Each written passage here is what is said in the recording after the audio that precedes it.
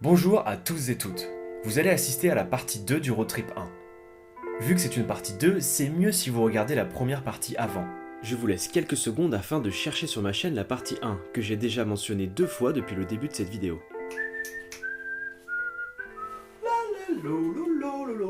Ok, à la fin de la première partie, vous vous souvenez, notre voiture est tombée en panne.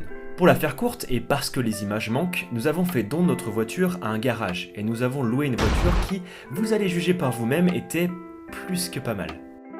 Alors accrochez vos ceintures, c'est parti pour la partie 2 de notre road trip aux US.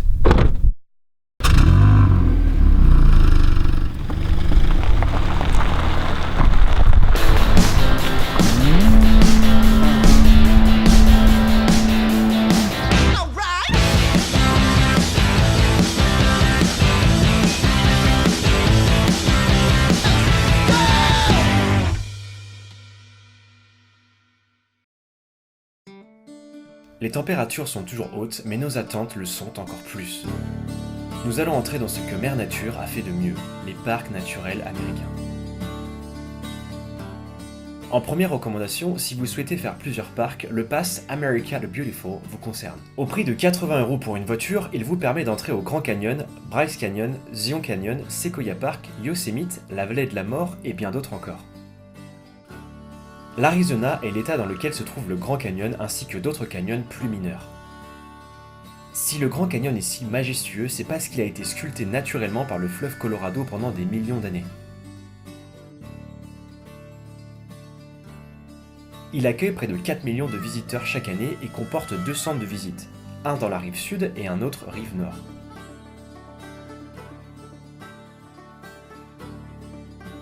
Le calme qui règne la nuit, les étoiles qu'on peut y contempler, et la beauté de ces couchers de soleil ne sont qu'une infime partie des raisons qui doivent vous y mener.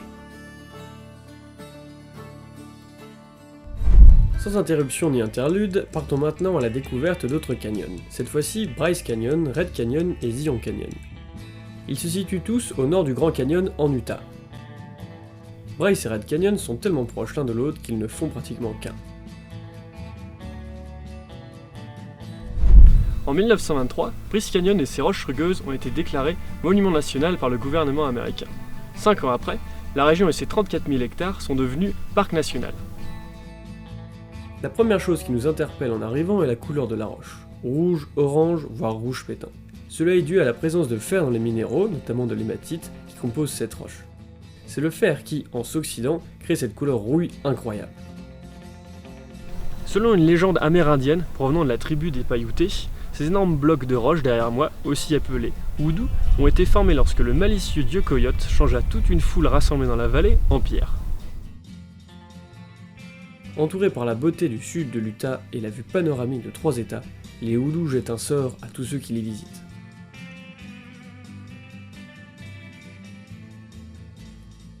Zion Canyon, quant à lui, possède sa propre identité, différente de Bryce.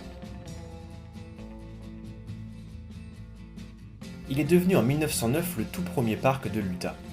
Il existe de nombreux itinéraires pour en voir toutes ces facettes, qui vous amènent vers des piscines naturelles, des sentiers vertigineux ou de splendides et très hautes falaises. La partie sud est la plus populaire, car située sur la magnifique UT9 qui relie Zion à Bryce Canyon, itinéraire privilégié des voyageurs. Cette route sinueuse, longue de 18,8 miles, soit 30 km, toute goudronnée de rouge, est en parfait accord avec les couleurs de paysage, traversant le parc de Zion d'est en ouest. Nous ne sommes maintenant plus qu'à 2h30 de Las Vegas. Waouh, 2h30 ça passe vite, nous y sommes. I love Vegas. Why do I love Vegas? Because my money's here. Si vous voulez manger pour vous exploser la panse, Golden Nuggets is the place. Bronzer ou brûler en plein milieu du désert vous tente, tout dépend de la résistance de votre épiderme. Sphinx or Luxor is the place. Prendre une photo avec un chevalier en plastique vous intéresse? Excalibur is the place. Si vous voulez marcher dans les pas de George Clooney dans Ocean Eleven, Bellagio is the place. Vous aimez les sensations fortes à l'intérieur même d'un hôtel? The Big Apple is the place. Est-il vraiment nécessaire de parler de Las Vegas? Je ne pense pas. Alors exprimons ceci avec une musique qui n'a aucun rapport avec Las Vegas et des zèbres curieux.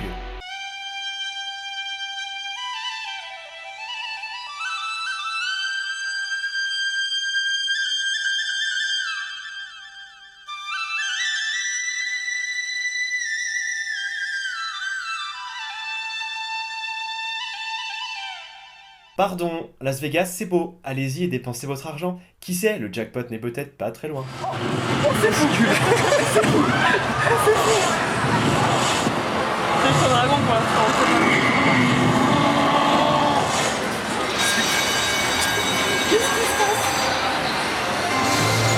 Oh mon Dieu!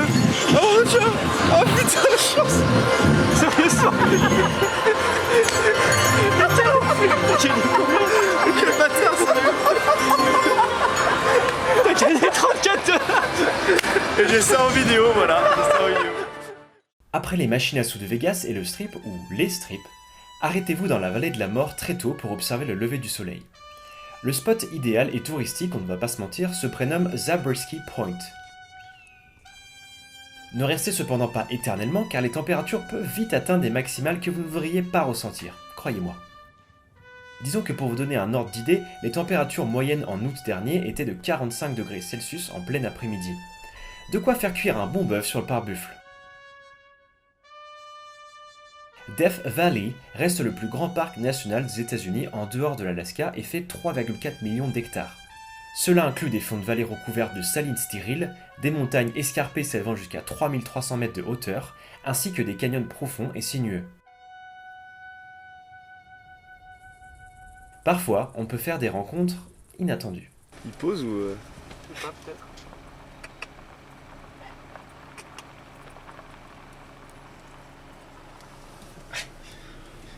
Normal. Regarde, le sud de voiture. Ouais, il s'amuse avec les voitures. Je crois, ouais. Un curieux, c'est un curieux. Retrouvons un peu de fraîcheur après tous ces kilomètres de désert et de clim intense. Nous allons vers l'un des spots préférés pour les vacances ou week-end des habitants de San Francisco et californiens. Calme, relaxant,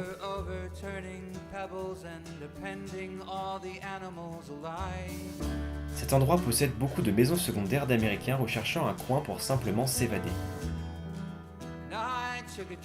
On peut évidemment y aller l'été, mais l'hiver il se trouve qu'on peut aussi skier, donc nous avons ici affaire à un endroit multi-saisonnier.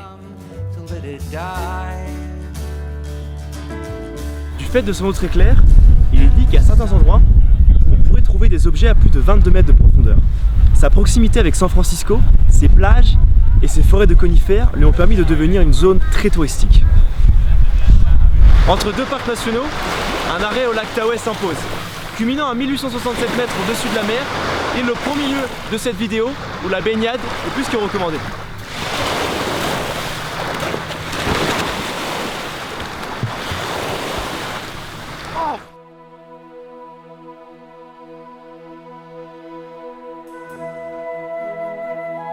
Quelle est la meilleure période pour visiter la côte ouest ou simplement vagabonder sur la route 66 ?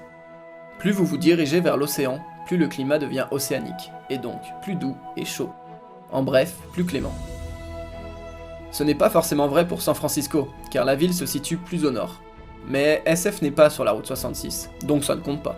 La période idéale est donc de juin à septembre. Vous aurez chaud, voire même très chaud dans les déserts, mais ils ne sont qu'une infime partie du voyage. Nous sommes toujours en Californie et nous nous déportons légèrement au nord pour aller voir Yosemite. C'est le 3e plus grand parc de cet état et le 2e plus ancien des États-Unis après Yellowstone. Victime de son succès, le Glacier Point et les autres balades sont magnifiques, mais évitez d'y aller le week-end, sauf si vous voulez profiter d'un bain de foule. Pour les curieux intéressés, sachez que le pass America's Beautiful fonctionne aussi pour ce parc.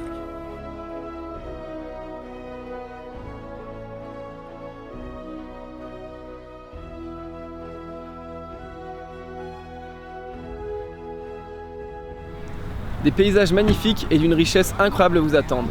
Montagnes de granit entourant une vallée qui ravira vos pupilles, une flore unique, composée notamment de séquoias géants, et une faune qui pourrait bien hâter votre première rencontre avec un ours. Le nom de cette vallée, prononcé Yosemite, provient d'une tribu indienne, les Uzumati, qui furent exterminés au début du 19e siècle.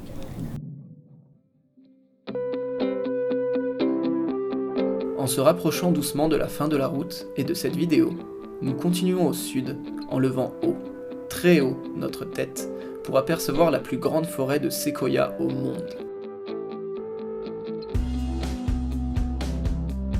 Pour être plus précis, des séquoias géants ou Sequoiadendron giganteum, qui peuvent aller jusqu'à 80 mètres pour les plus grands.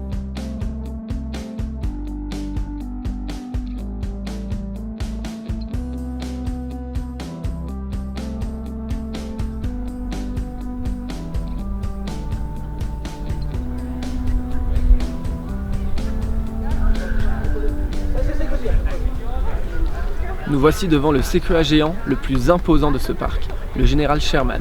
Avec une hauteur de plus de 80 mètres et une circonférence à la base de plus de 30 mètres, ce n'est pourtant ni le plus large ni le plus haut des arbres de la planète. C'est par son volume de 1487 mètres cubes que cet arbre rentre dans le livre des records. De quoi remplir une baignoire tous les jours pendant 27 ans. Au passage, cet arbre a 2200 ans. Pour notre dernière étape avant LA, nous allons tricher un peu et nous rapprocher des côtes océaniques pour voir le domaine de Hearst Castle. C'est William Randolph Hearst, magnat de la presse plantureusement riche et célèbre, qui a construit ce manoir et qui possède plus de 25 000 artefacts de collection. Sa construction, commencée en 1922, n'a jamais été achevée. Malheureusement, nous n'avons pas pu le visiter. Inaccessible en voiture et invisible aujourd'hui à cause du brouillard, il vous faudra tout de même débourser 25 $ pour une visite guidée uniquement. Aki. Laissez-moi passer. Moi je suis déjà allé à la flotte, je veux plus y aller, Moi je viens de revenir, c'était compliqué. Laissez-moi y aller. Laissez-moi m'assurer. T'as deux machins de 600 kg qui essaient de pousser. Non mais j'allais par là, mais par là.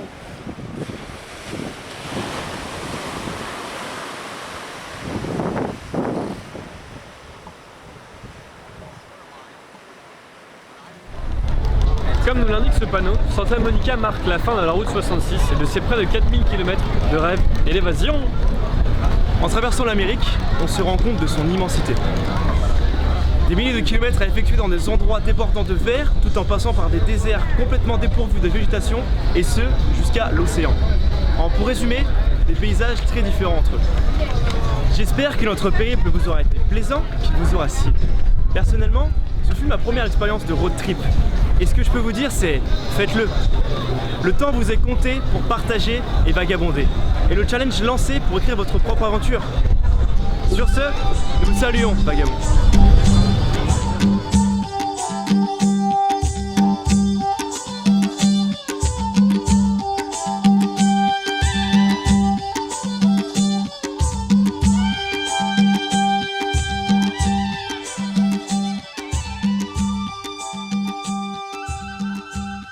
Dan Rubenstein sait que c'est maintenant qu'il faut agir.